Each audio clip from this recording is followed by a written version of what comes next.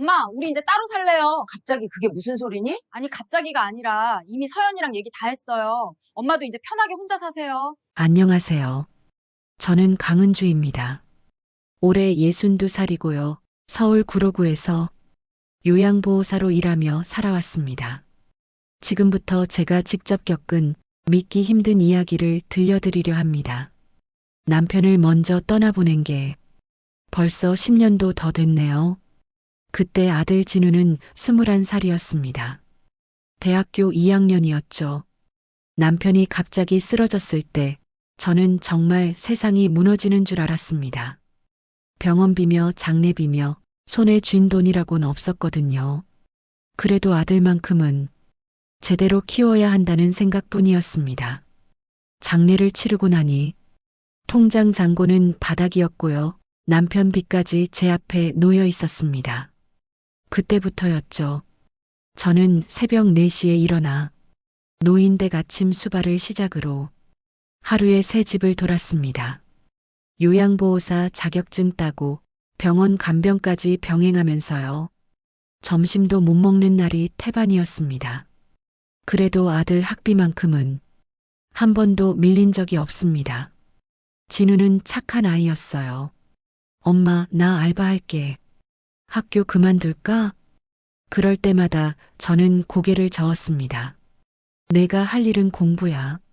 엄마는 괜찮으니까 걱정 마. 그렇게 말하면서도 속으로는 울었습니다.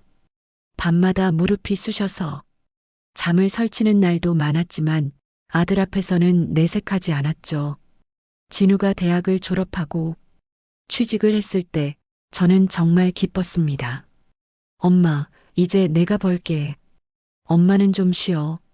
그 말 한마디에 그동안의 고생이 다 녹는 것 같았습니다. 하지만 진우의 월급은 생각보다 많지 않았어요. 그래도 저는 괜찮았습니다. 제가 계속 일하면 되니까요. 오히려 진우에게 용돈을 주기도 했죠. 내 친구들이랑 밥 먹고 너도 좀 사입어라. 그러다 진우가 30살이 되던 해였습니다. 엄마, 나 결혼하고 싶은 사람 생겼어. 처음으로 여자친구를 데려왔을 때 저는 속으로 긴장했습니다. 머릿속으로는 이 집이 너무 초라하지 않을까, 뭘 대접해야 하나 하는 생각만 가득했죠. 문을 열고 들어온 여자는 단정하고 예뻤습니다. 안녕하세요, 어머님.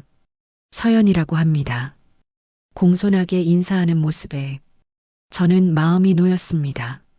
아, 착한 애구나. 그렇게 생각했죠. 서연은 회사 동기였고 진우보다 1살 어렸습니다. 둘이 사귄 지는 1년 정도 됐다고 했어요. 어머님, 진우 오빠 정말 좋은 사람이에요. 저를 정말 아껴주거든요. 그 말을 들으니 왠지 모르게 눈물이 났습니다. 제 아들이 누군가에게 사랑받는다는 게 그렇게 고마울 수가 없었어요. 우리 진우 잘 부탁한다. 그날 저는 그렇게 말했습니다. 결혼 준비는 생각보다 빨랐어요. 서연의 부모님을 만난 자리에서 혼인 날짜가 정해졌고 저는 그저 따라가기 바빴습니다. 결혼식 비용, 전세자금, 혼수까지 서연의 부모님은 반반씩 부담하면 되죠. 그렇게 말씀하셨습니다. 저는 속으로 식은땀이 났습니다. 제가 가진 돈은 10년 넘게 모은 적금이 고작 2천만 원. 거기에 대출을 조금 받아서 3천만 원을 맞췄습니다. 서연 측에서는 같은 금액을 냈고요. 전세는 6천에 맞췄지만 턱없이 부족했죠. 진우는 그때부터 은행 대출을 받기 시작했습니다. 엄마, 괜찮아. 우리가 갚으면 돼. 저는 불안했지만 뭐라 말할 수가 없었습니다. 결혼식 날 저는 제일 구석 자리에 앉았습니다. 신랑 어머니 자리는 따로 있었지만 서연의 친척들이 많아서 자리가 모자랐거든요. 어머님, 여기 앉으세요. 더 편하실 거예요. 서연이 웃으며 말했지만 저는 뭔가 이상한 기분이 들었습니다. 하객 대부분은 신부 측이었어요. 제 쪽은 일하던 요양원 동료 몇 분과 친정 동생 하나뿐이었죠. 식이 끝나고 저는 조용히 집으로 돌아왔습니다. 신혼여행 보내고 나서 진우 부부는 새 전세집으로 들어갔고요. 저는 그때부터 한 달에 한 번씩 진우네 집을 찾아갔습니다. 반찬을 만들어 가져다 주기 위해서였죠. 엄마 안 그래도 되는데. 진우는 말렸지만 저는 그냥 가고 싶었어요. 아들 밥이라도 잘 먹이고 싶었거든요. 그런데 서연의 태도는 조금씩 달라지기 시작했습니다. 어머님, 다음부턴 미리 연락 주세요. 집에 없을 수도 있으니까요. 어머님이 싸우신 반찬은 간이 좀 세서 저희는 잘 안 먹게 되더라고요. 요즘 냉장고가 좁아서요. 너무 많이는 부담스러워요. 하나같이 공손한 말투였지만 속뜻은 달랐습니다. 오지 마세요. 그 말을 에둘러 하는 거였죠. 저는 가슴이 답답했지만 내색하지 않았습니다. 며느리 비위 맞추는 게 시어머니의 덕목이라고 생각했으니까요. 그러던 어느 날 진우에게서 전화가 왔습니다. 엄마, 좋은 소식 있어. 서연이가 임신했어. 그 순간 저는 정말 기뻤습니다. 손주를 보게 된다는 게 이렇게 감격스러울 줄 몰랐어요. 그래, 축하한다. 몸조리 잘하라고 해라. 저는 그날 퇴근길에 임산부 영양제며 과일이며 한가득 사들고 갔습니다. 초인종을 눌렀죠. 누구세요? 인터폰 너머로 서연의 목소리가 들렸습니다. 나야, 엄마. 잠시 침묵이 흘렀습니다. 어머님, 오늘은 좀 피곤해서요. 다음에 뵐게요. 문은 끝내 열리지 않았습니다. 저는 그 자리에서 한참을 서 있었습니다. 손에 든 무거운 짐이 갑자기 더 무겁게 느껴졌어요. 계단을 내려오는데 눈물이 났습니다. 그 뒤로 몇 달간 저는 진우네 집에 가지 못했습니다. 서연은 늘 바쁘다는 핑계였고 진우는 엄마 조금만 기다려. 그 말만 반복했죠. 그러다 손녀가 태어났습니다. 이름은 하늘이.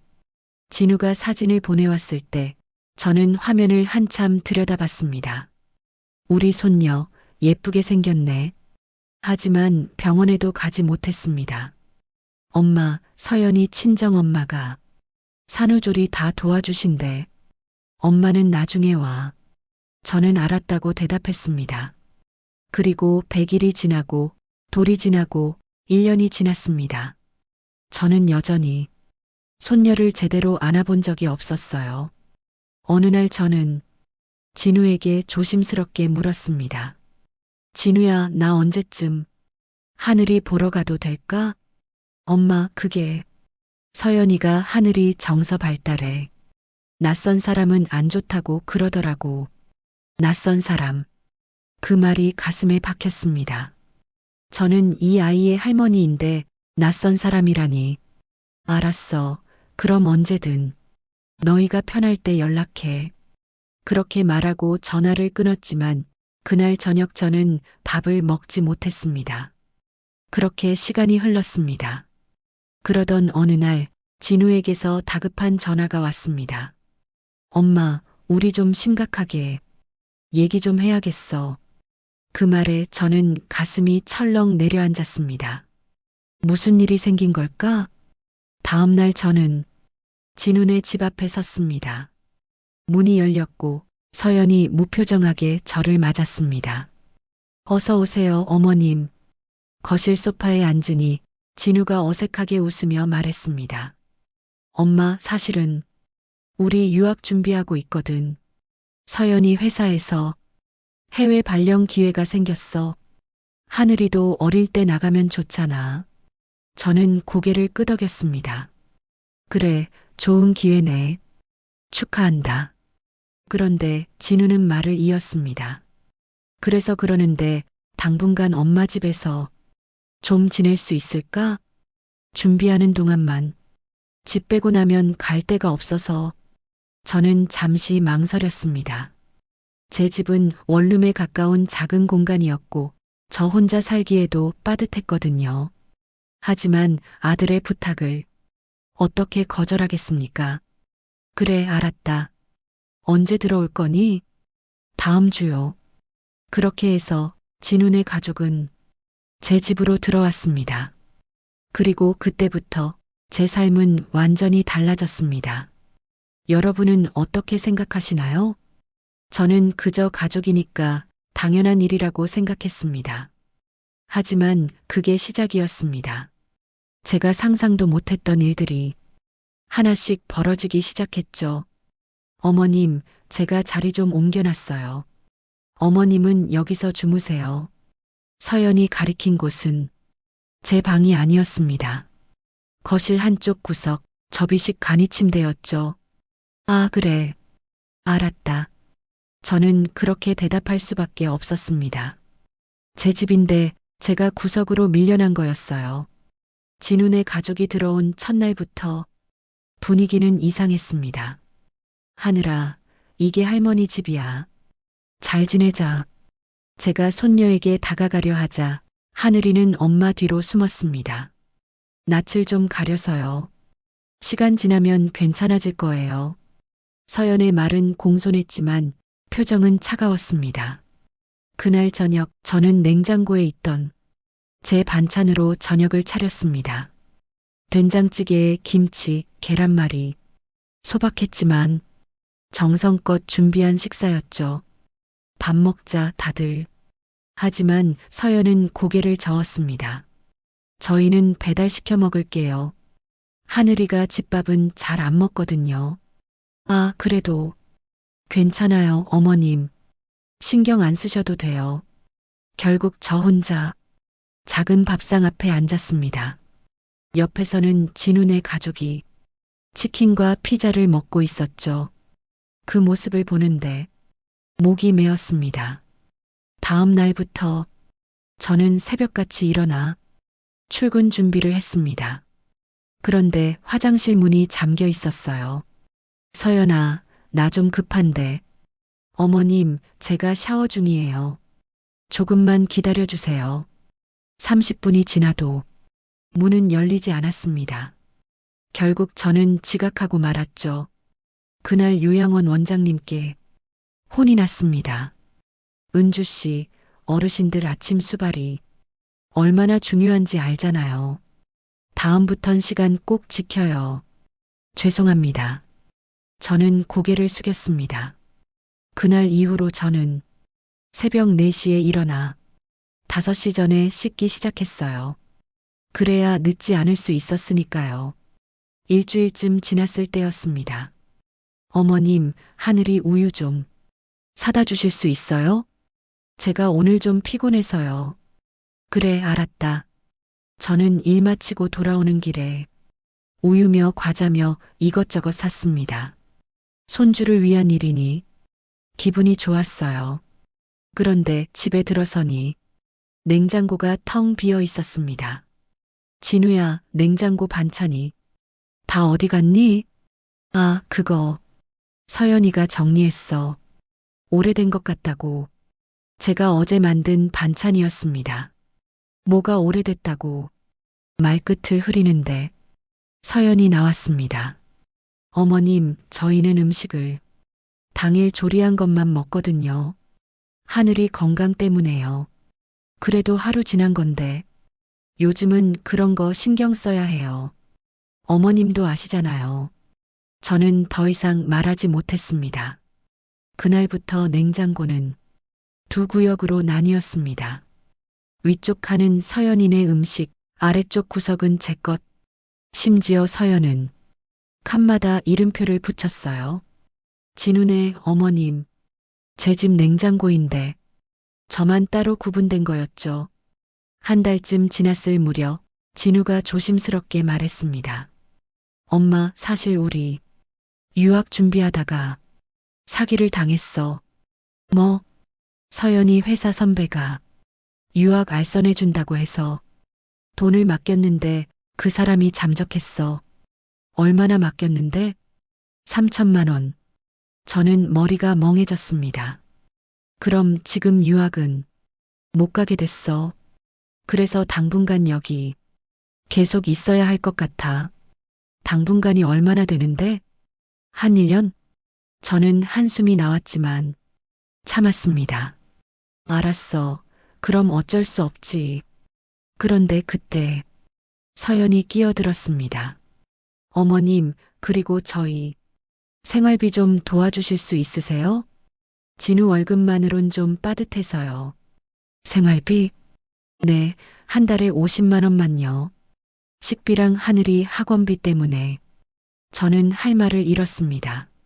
제 월급이 150만 원인데 그중 50을 내라는 거였죠. 그건 좀 어머님도 같이 사시잖아요. 식비는 당연히 나눠야죠. 결국 저는 고개를 끄덕였습니다.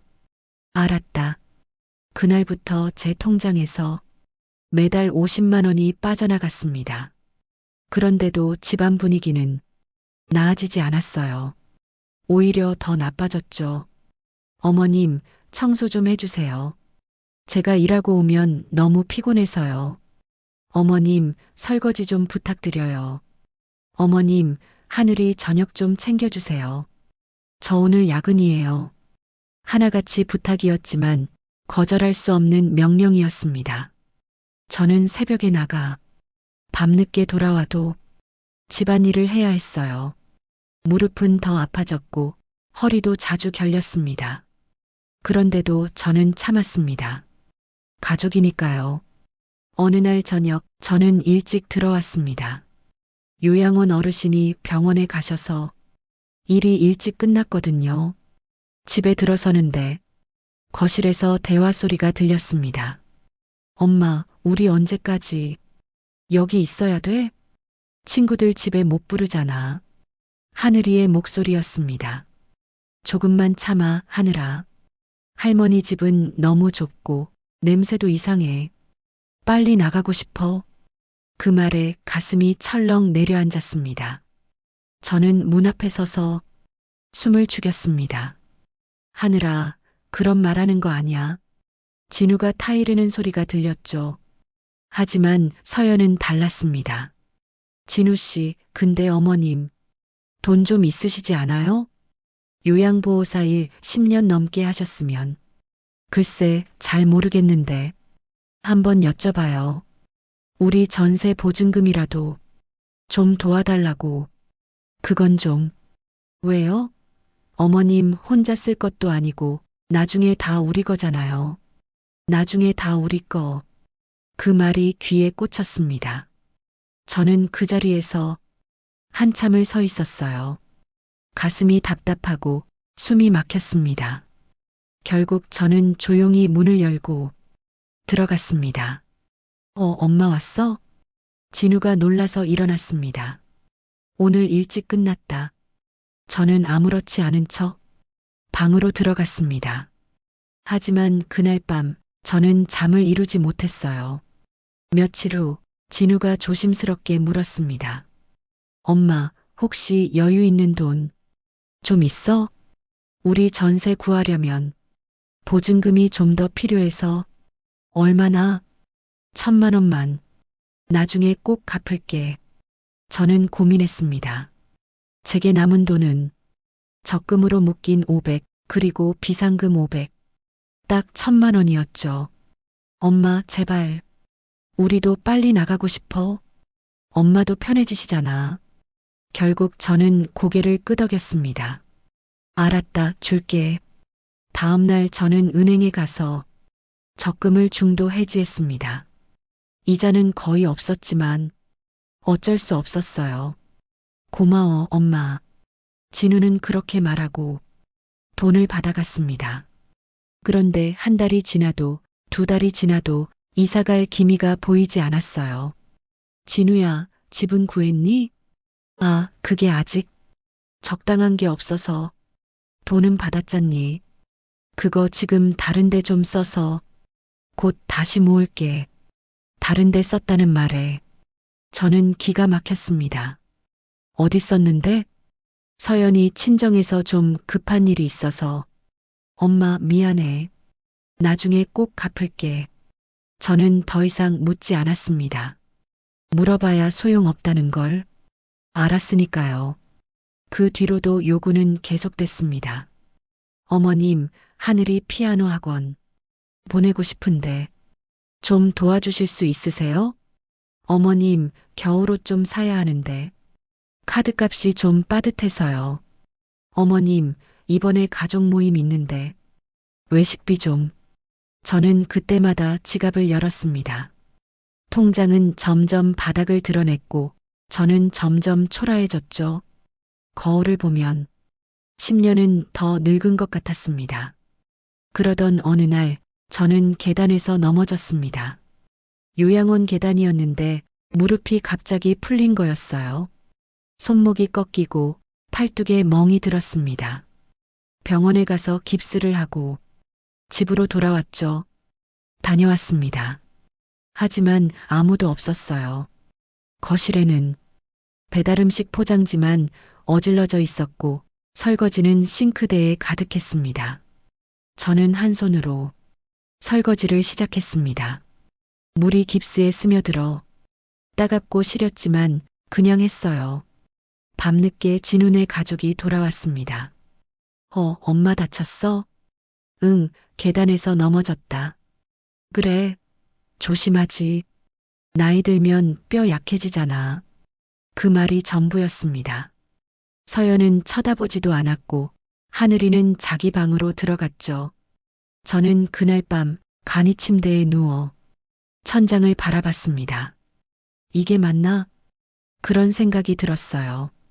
그리고 며칠 후 결정적인 순간이 왔습니다. 저는 새벽에 화장실에 갔다가 거실을 지나가게 됐습니다. 그때 서연과 하늘이가 소파에 앉아 뭔가 얘기하고 있었어요. 저는 뒤에서 멈춰 섰습니다. 엄마, 할머니 언제까지 여기 있어? 우리랑 같이 사는 거야? 아니, 곧 나갈 거야. 근데 왜 아직도 있어? 짜증나. 하늘아, 그런 말하는 거 아니야. 하지만 서연의 목소리엔 힘이 없었습니다. 그리고 이어진 말. 그래도 조금만 참아. 할머니 돈 좀 더 받아내면 우리 나갈 수 있어. 그 말을 듣는 순간 저는 온몸이 얼어붙었습니다. 돈을 받아내다니. 저는 그저 통장이었던 걸까요? 저는 조용히 방으로 돌아와 이불을 뒤집어 썼습니다. 눈물이 났습니다. 소리 내지 않으려고 이불을 입에 물었지만 어깨가 떨렸어요. 그날 이후 저는 결심했습니다. 더 이상은 안 되겠다고. 이대로 살 수는 없다고. 여러분, 가족이라는 이유로 어디까지 참아야 할까요? 저는 그 답을 찾고 있었습니다. 어머님, 저희 고양이 키우려고 해요. 고양이? 저는 설거지하던 손을 멈췄습니다. 네, 하늘이가 정서 발달해. 애완동물이 좋대요. 선생님도 권하셨고요. 서연은 마치 이미 결정된 일처럼 담담하게 말했습니다. 그런데 나는 고양이 알레르기가. 어머님, 요즘은 약도 좋잖아요. 그리고 하늘이 교육이 더 중요하죠. 하지만 이건 내 집인데. 어머님, 저희도 곧 나갈 건데. 그것도 못 해드려요? 서연의 목소리가 차갑게 식었습니다. 저는 더 이상 말할 수 없었어요. 일주일 후 고양이가 집에 왔습니다. 새끼 고양이였는데 하늘이는 너무 좋아했죠. 할머니, 이름은 나비야. 귀엽지? 저는 고개를 끄덕였지만 속으로는 불안했습니다. 제 알레르기는 심한 편이었거든요. 그날 밤부터 재채기가 시작됐습니다. 애취. 눈은 빨개지고 숨쉬기가 힘들어졌어요. 어머님, 괜찮으세요? 서연이 물었지만 걱정하는 표정은 아니었습니다. 응, 괜찮아. 저는 그렇게 대답했죠. 하지만 날이 갈수록 증상은 심해졌습니다. 피부에는 두드러기가 올라오고 밤에는 기침 때문에 잠을 설쳤어요. 엄마, 병원 가봐. 약이라도 타오고. 진우는 그렇게 말했지만 고양이를 치우자는 말은 하지 않았습니다. 저는 병원에 갔습니다. 의사 선생님은 고개를 저었어요. 어르신, 알레르기 수치가 상당히 높으시네요. 고양이와 같은 공간에 계시면 위험할 수 있습니다. 그럼 어떻게 해야 하나요? 고양이를 키우지 않거나 따로 사셔야죠. 따로 살라는 말. 그게 제 집인데 말이죠. 저는 진우에게 말했습니다. 진우야, 의사 선생님이 고양이랑 떨어져 있으래. 엄마, 그럼 어떡해? 하늘이가 너무 좋아하는데. 하지만 나는 정말 힘들어. 엄마, 조금만 참아봐. 곧 우리 나갈 거니까. 또 그 말이었습니다. 조금만 곧. 그 말만 들은 지 벌써 몇 달째였어요. 결국 저는 제 방으로 들어가 문을 닫았습니다.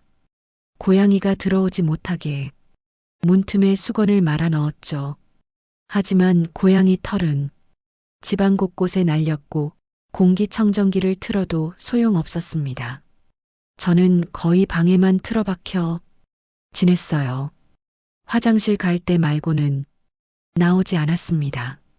그러다 어느 날 하늘이가 제 방문을 두드렸습니다. 할머니, 나비밥 좀 줘. 하늘아, 할머니는 고양이 못 만져. 엄마한테 부탁해. 엄마는 바쁘대. 할머니가 해줘. 하늘아, 정말 미안한데. 할머니는 나한테 관심도 없지? 그 말을 남기고 하늘이는 가버렸습니다. 저는 문 앞에 주저앉았어요. 손주한테도 이런 소리를 듣게 되다니. 그날 저녁 저는 기침을 너무 심하게 해서 잠을 이룰 수가 없었습니다. 새벽 3시쯤 저는 일어나 물을 마시러 나왔어요. 거실은 어두웠고 고양이가 소파 위에서 자고 있었습니다. 제가 지나가자 고양이가 일어나 저를 향해 다가왔어요. 저리 가, 저리. 저는 손을 휘저으며 물러섰습니다. 그때 발에 뭔가 걸렸고 저는 그대로 넘어졌습니다. 아, 팔꿈치가 테이블 모서리에 부딪혔어요. 살이 찢어지는 게 느껴졌습니다. 엄마, 소리를 듣고 진우가 나왔습니다.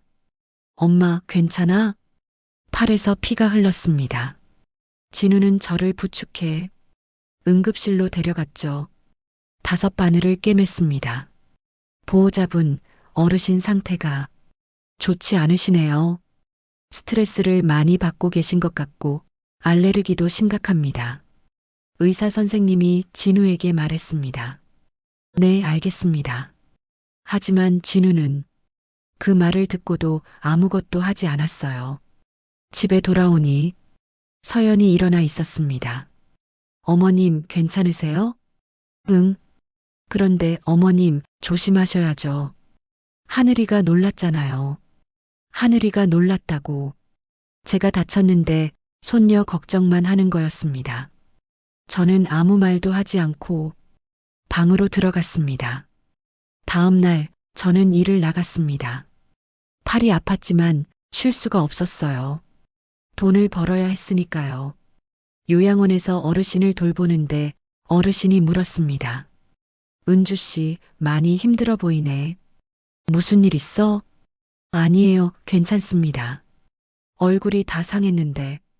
괜찮긴 뭐가 괜찮아. 집에 무슨 일 있지? 저는 고개를 저었지만 눈물이 났습니다. 에이고, 울지 마. 우리 은주 씨 착한데 누가 괴롭히나? 어르신의 손이 제 등을 토닥였습니다. 그 따뜻함에 저는 더 울었어요. 집에서는 받지 못하는 위로를 남에게서 받고 있었죠. 일주일쯤 지났을 때 저는 우연히 서연과 하늘이의 대화를 또 듣게 됐습니다. 제가 방에 있는데 두 사람이 거실에서 소근거리는 소리가 들렸어요. 저는 귀를 기울였습니다. 엄마, 할머니 왜 자꾸 기침해? 시끄러워. 나비 때문에 알레르기래. 그럼 할머니가 나가면 되잖아. 하늘아, 여긴 할머니 집이야. 그래도 나비가 더 중요하지. 할머니는 우리 가족도 아니고. 그 말이 제 가슴에 박혔습니다. 할머니는 가족이 아니다. 7살짜리 아이 입에서 그런 말이 나오다니. 하늘아, 그런 말하는 거 아니야. 서연이 타이르는 소리가 들렸지만 그 다음 말이 더 충격이었습니다. 사실 엄마도 그렇게 생각하지? 할머니만 없으면 우리 편하게 살 수 있는데. 하늘아, 맞잖아. 엄마가 아빠한테 그렇게 말하는 거 들었어. 할머니 돈 다 받아내고 요양원 보내자고. 요양원에 보낸다. 그게 이들의 계획이었습니다. 제 돈을 다 쓰고 나면 저를 요양원에 보낼 생각이었던 거죠. 저는 방문을 박차고 나갔습니다. 서연 씨. 서연이 놀라서 돌아봤습니다. 어머님, 언제부터? 다 들었어요. 요양원에 보낸다고? 그건 내 돈 다 쓰고 나면 나를 버릴 생각이었던 거죠? 어머님, 오해예요. 뭐가 오해예요? 하늘이 입으로 나온 말인데 그때 진우가 나왔습니다. 엄마, 무슨 일이야? 진우야, 너도 알고 있었니? 나를 요양원에 보낼 거라는 걸. 엄마, 그게 아니라. 그럼 뭔데? 저는 처음으로 소리를 질렀습니다. 나는 너를 키우느라 내 인생을 다 바쳤어. 남편 죽고 나서 얼마나 힘들었는지 알아? 새벽같이 나가서 밤늦게 들어오면서 너 학비됐던 거 알아? 엄마, 그런데 이게 뭐야? 너희는 나를 뭘로 보는 거야? 돈 찍어내는 기계야? 엄마, 진정해. 진정은 무슨. 당장 나가, 당장. 제 목소리는 떨렸지만 확고했습니다. 어머님, 저희가 어디로 가요? 갈 곳도 없는데. 서연이 따졌습니다. 그건 내 문제야.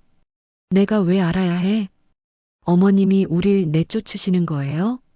그래, 내쫓는 거야. 당장 짐 싸. 그날 밤 집은 난리가 났습니다. 하늘이는 울고 서연은 친정 엄마한테 전화하고 진우는 중간에서 쩔쩔맸죠.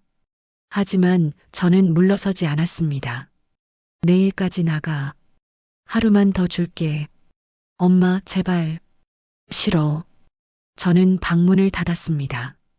그리고 그날 밤 저는 생각했습니다. 이대로 있을 수는 없다고. 진우네가 나간다고 해도 이 집에서는 더 이상 살고 싶지 않았어요. 모든 게 상처로 남아 있었으니까요.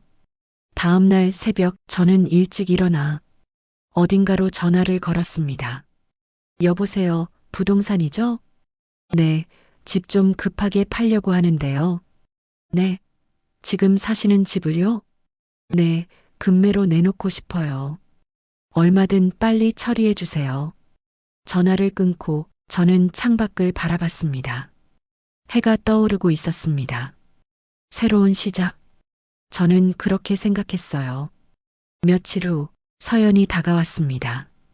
어머님, 저희가 잘못했어요. 다시 생각해 주세요. 늦었어. 어머님, 제발이요. 저희 정말 갈 데가 없어요. 그건 나도 마찬가지였어. 내 집에서 구석에 처박혀 지낼 때 말이야. 어머님, 이제 그만해요. 나도 내 인생 살고 싶어. 그리고 일주일 후 집이 팔렸습니다. 금매로 내놓았더니 금방 매수자가 나타났죠. 엄마, 이게 무슨 짓이야? 진우가 소리쳤습니다. 우리 집을 팔아? 상의도 없이? 내 집인데 내가 왜 너한테 상의해야 돼? 그래도 그렇지. 우린 어떡하라고. 내가 알아서 해. 저는 차갑게 말했습니다. 엄마가 변했어.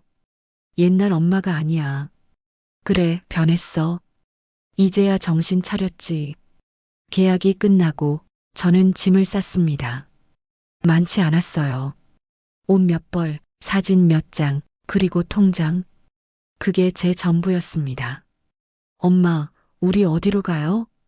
마지막 날 하늘이가 물었습니다. 너희는 너희가 알아서 가렴.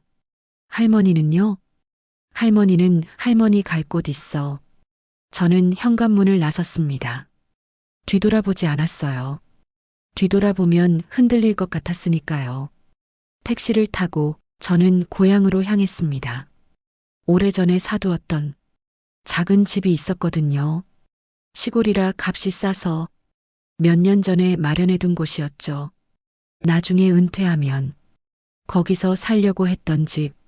창밖으로 풍경이 스쳐 지나갔습니다. 서울을 벗어나니 마음이 조금 가벼워졌어요.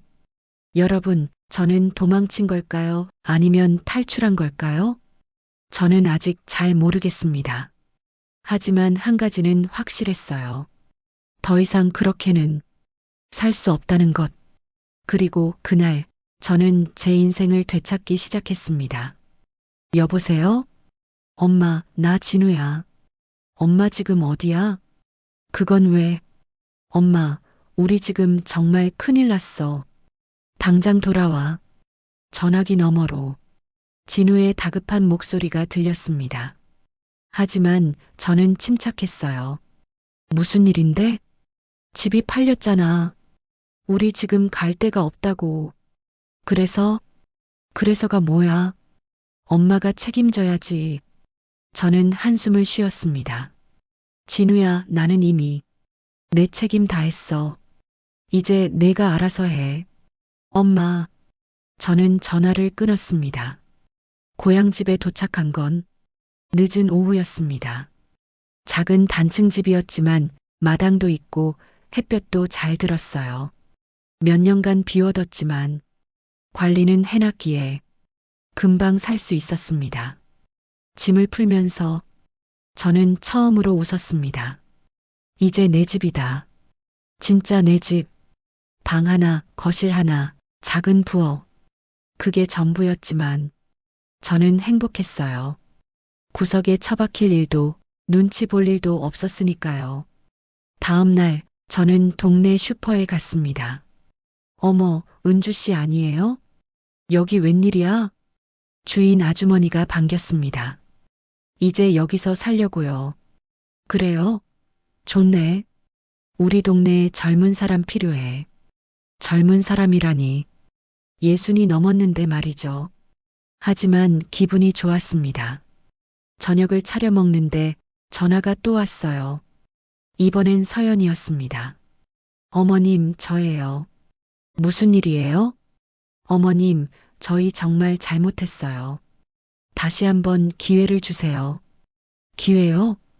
네, 저희가 정말 반성하고 있어요. 어머님 모시고 잘 살게요. 저는 코웃음을 쳤습니다. 서연 씨, 거짓말 그만하세요. 거짓말 아니에요. 정말이에요. 그럼 물어볼게요.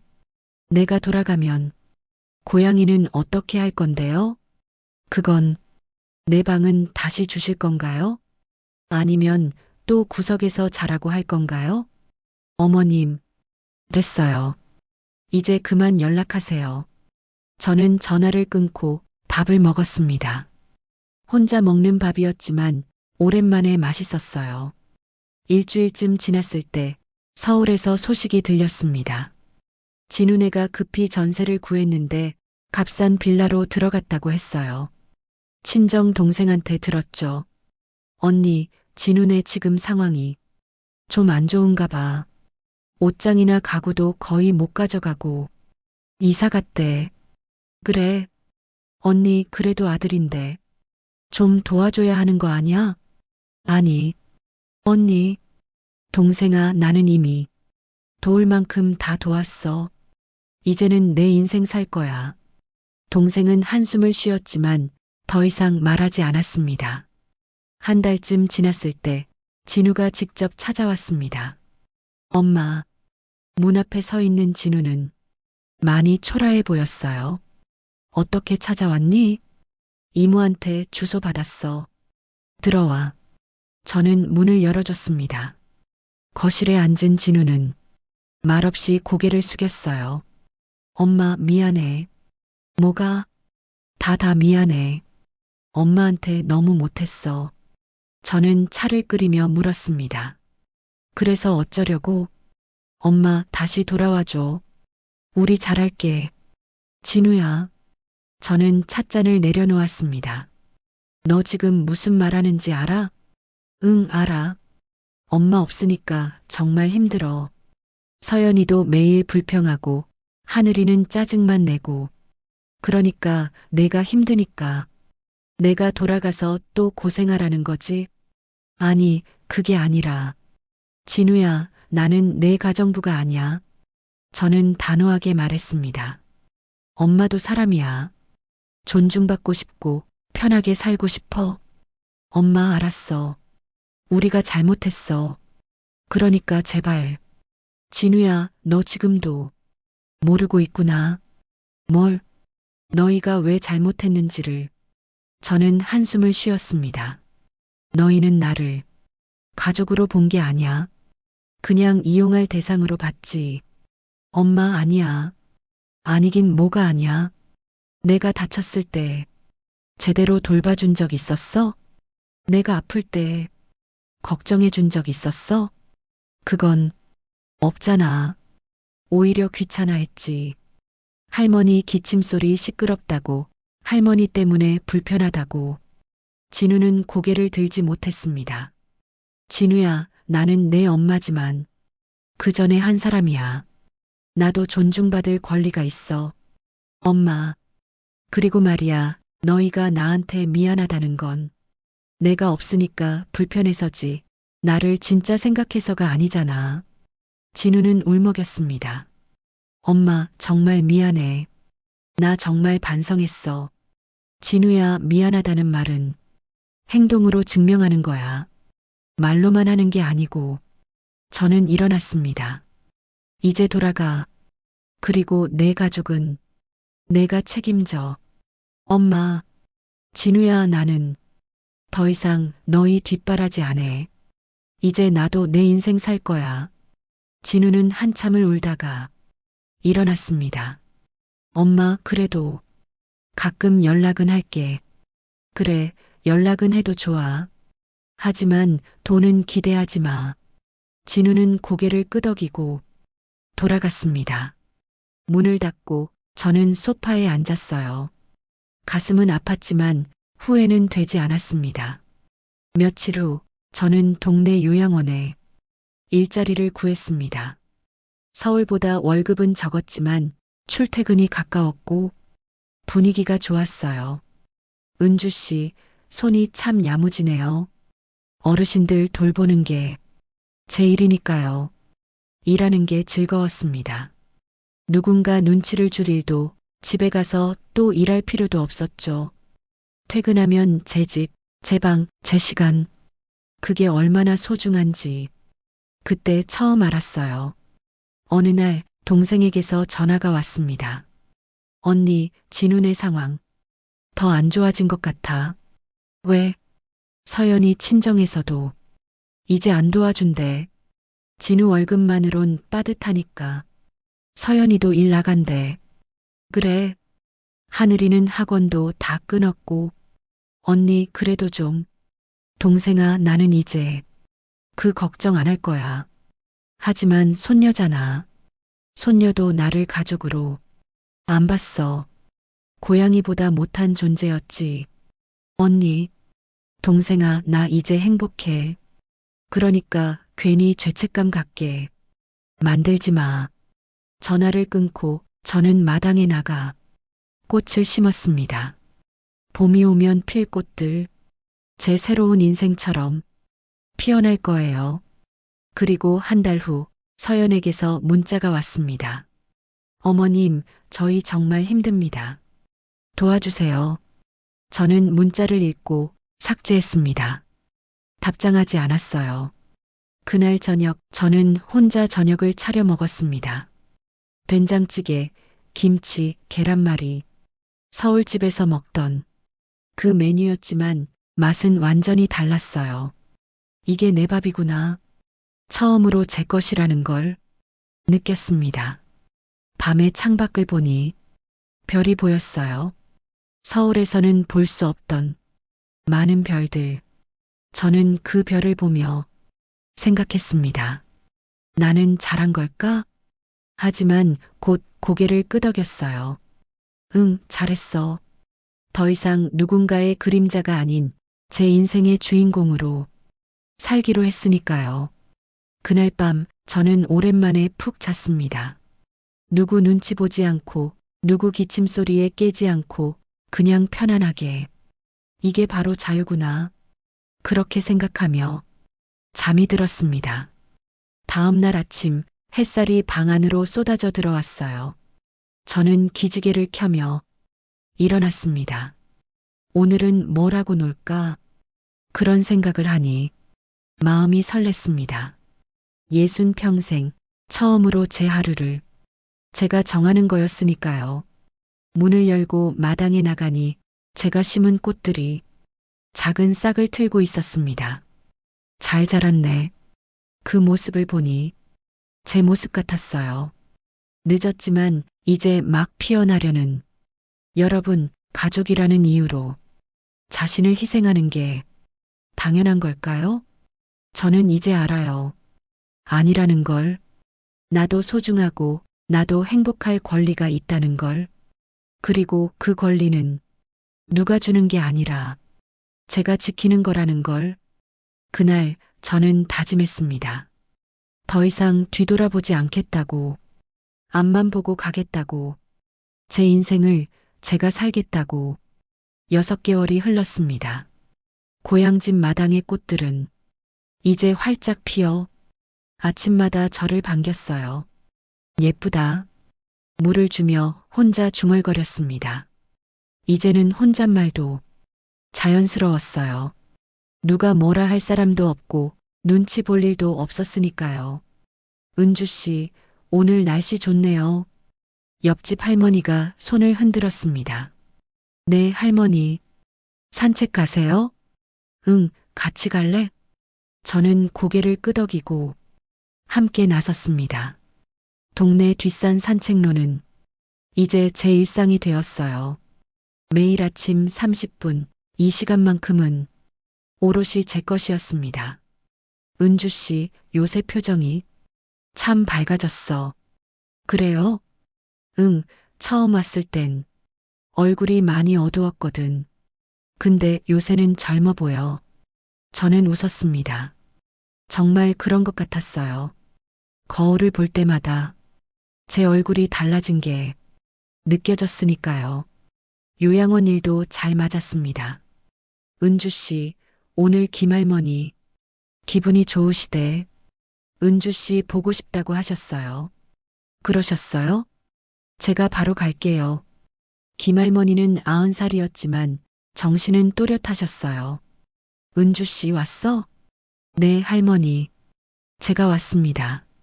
앉아봐. 손 좀 잡아줘. 할머니의 손은 주름투성이었지만 따뜻했어요.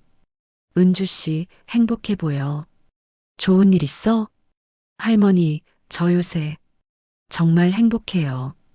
그래, 그래야지. 사람은 자기가 행복해야 남도 행복하게 할 수 있어.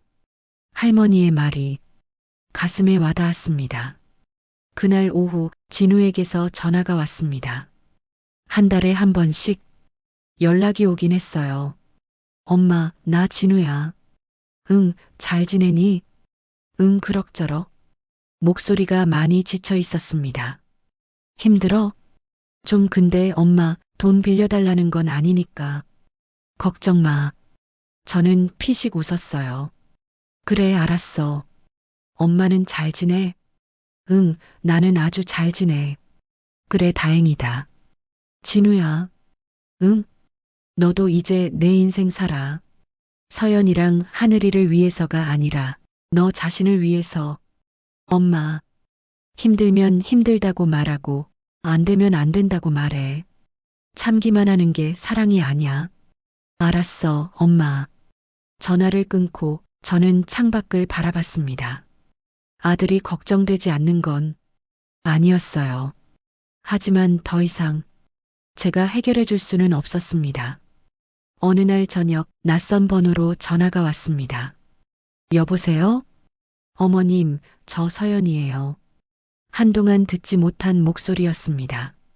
무슨 일이에요? 어머님, 저희 이혼했어요. 뭐?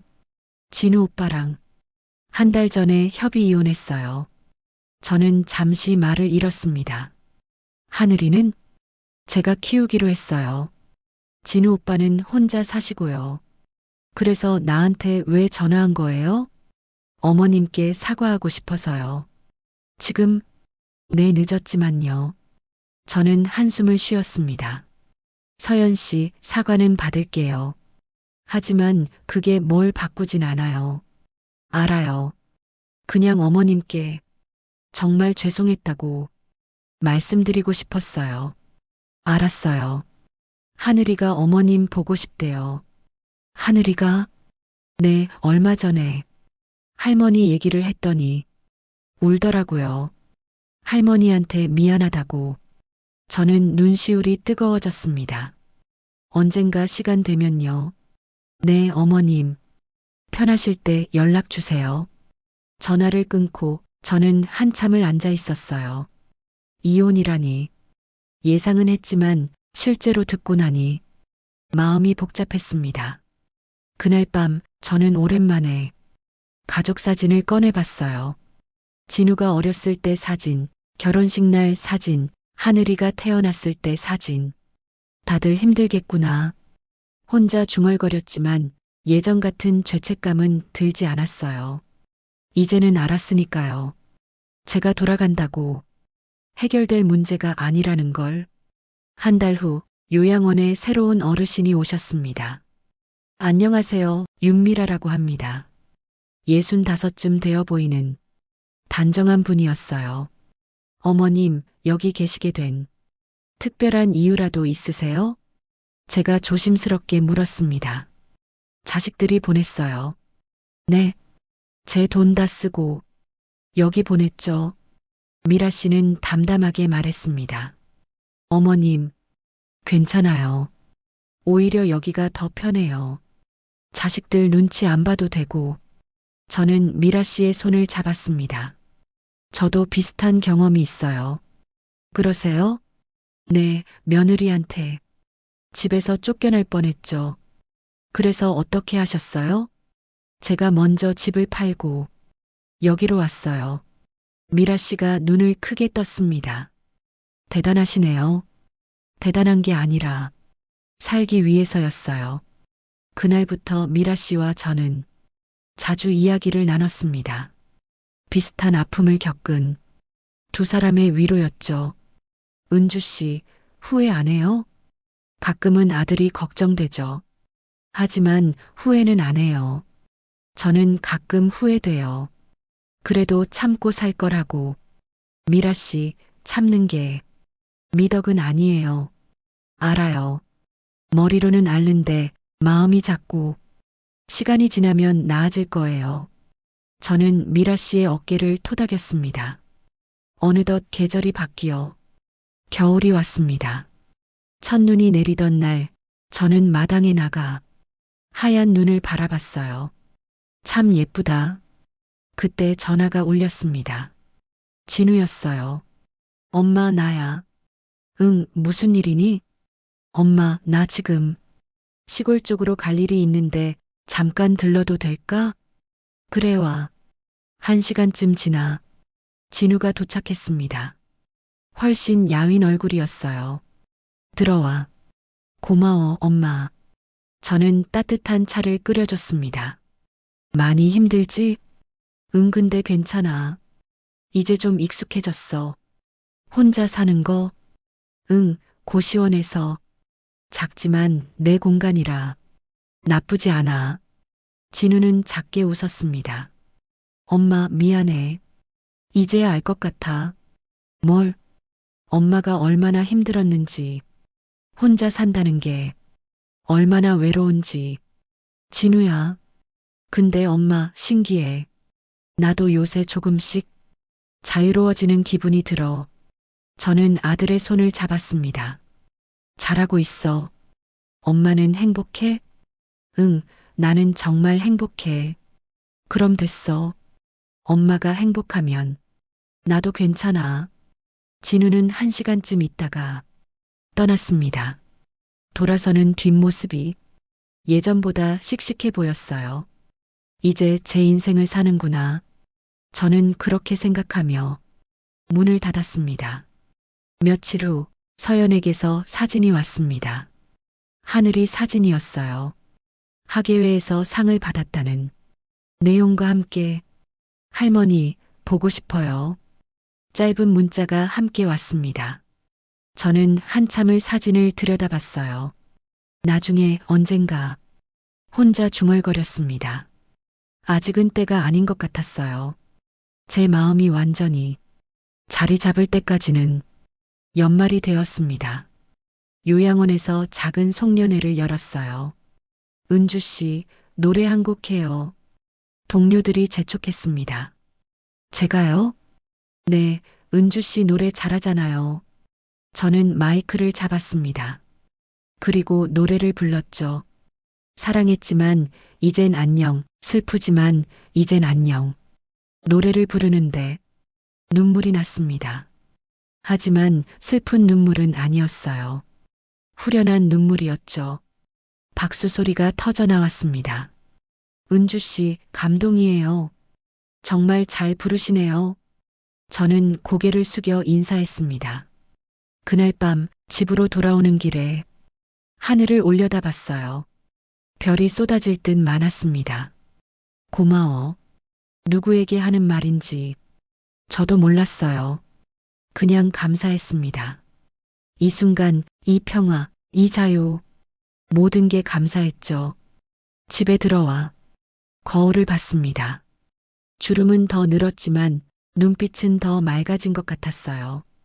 이제 시작이야. 제 자신에게 말했습니다. 60이 넘었지만 아직 인생은 남아 있었으니까요. 그날 밤 저는 일기를 썼습니다. 오랜만이었어요. 오늘 나는 행복했다. 특별한 일이 있었던 건 아니다. 그저 평범한 하루였지만 그 평범함이 얼마나 소중한지 안다. 누구 눈치 보지 않고 내가 하고 싶은 걸 하고 내가 먹고 싶은 걸 먹고 내가 자고 싶을 때 자는 것. 이게 바로 자유구나. 이게 바로 행복이구나. 늦었지만 이제라도 알게 돼서 감사하다. 일기를 덮고 저는 잠자리에 들었습니다. 편안한 마음으로, 평화로운 마음으로. 다음 날 아침 햇살과 함께 눈을 떴습니다. 좋은 아침. 혼자 인사하며 기지개를 켰어요. 오늘도 좋은 하루가 될 것 같았습니다. 마당에 나가 꽃들에게 물을 줬습니다. 겨울이었지만 봄을 준비하는 씨앗들이 땅속에서 기다리고 있었죠. 저도 그런 것 같았어요. 새로운 봄을 기다리는 씨앗처럼 이제 막 싹을 틔우려는 새로운 인생처럼 여러분 늦었다고 생각할 때가 가장 빠른 때라고 합니다. 저는 이제 알아요. 나이는 숫자일 뿐 진짜 중요한 건 내가 어떻게 사느냐는 거. 가족이라는 이름으로 자신을 잃지 마세요. 당신도 소중하고 당신도 행복할 자격이 있습니다. 저는 예순에 깨달았지만 여러분은 더 일찍 깨달으시길 바랍니다. 그리고 용기를 내세요. 변화는 무섭지만 변하지 않는 것이 더 무섭습니다. 저는 오늘도 살아갑니다. 제 인생의 주인공으로, 제 하루의 작가로, 제 행복의 책임자로. 그것만으로 충분합니다. 여러분도 행복하시길 진심으로 바랍니다. 고맙습니다. 제 이야기를 들어주셔서. 그리고 기억하세요. 당신의 인생은 당신의 것입니다. 누구도 대신 살아줄 수 없고 누구도 대신 행복해줄 수 없습니다. 오직 당신만이 당신을 행복하게 만들 수 있습니다. 저는 그렇게 믿습니다. 그리고 오늘도 그렇게 살아갑니다. 감사합니다. 오늘의 이야기가 당신의 마음에 작은 울림을 드렸다면 앞으로도 당신의 나날에 잔잔한 위로가 될 이야기들로 찾아뵐 수 있도록 구독과 좋아요를 눌러주세요. 그리고 사연의 주인공을 위한 따뜻한 말씀도 댓글로 부탁드립니다. 당신의 한마디가 누군가에게는 잊지 못할 선물이 됩니다. 당신의 오늘을 늘 응원합니다. 사연극장이었습니다.